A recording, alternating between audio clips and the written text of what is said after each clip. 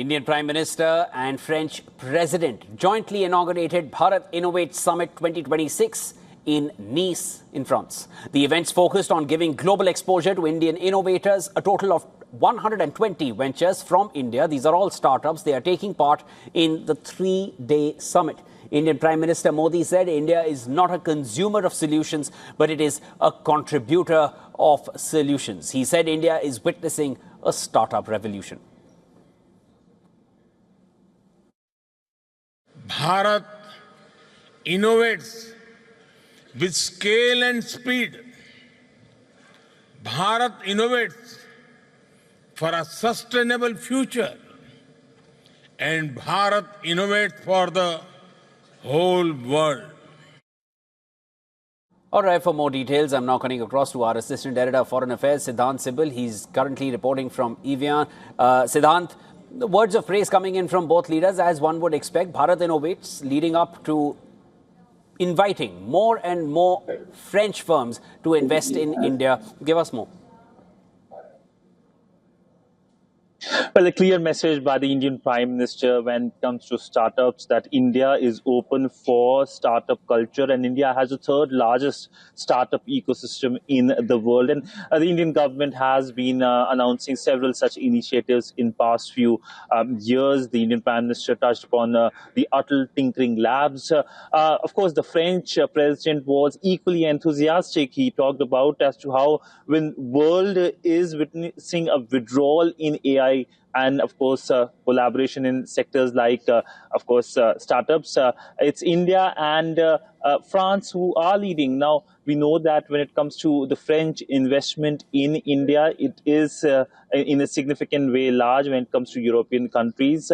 And France, of course, is the third largest trading partner of India from Europe. So he, of course, emphasized on startup, AI, innovation, trade, and other areas. And essentially, Bharat Innovates is a strong message by both sides to the entire world. What is significant for me is that the Indian side chose France, in fact, French soil, to inaugurate and announce this important initiative that clearly shows that the Indian side trusts France in a major way, and something that we talked about earlier in the day as well, that the first strategic partnership India had with a Western country was with France, and vice versa. The first non-Western country was India, and Bharat Innovates essentially is a step in that direction. Now, this, of course, starts the Indian Prime Minister's visit to France. Next up, there will be a bilateral meeting in Nice, and do expect for the big joint statement that everyone will be closely watching, including, of course, any announcements on any major defense deals.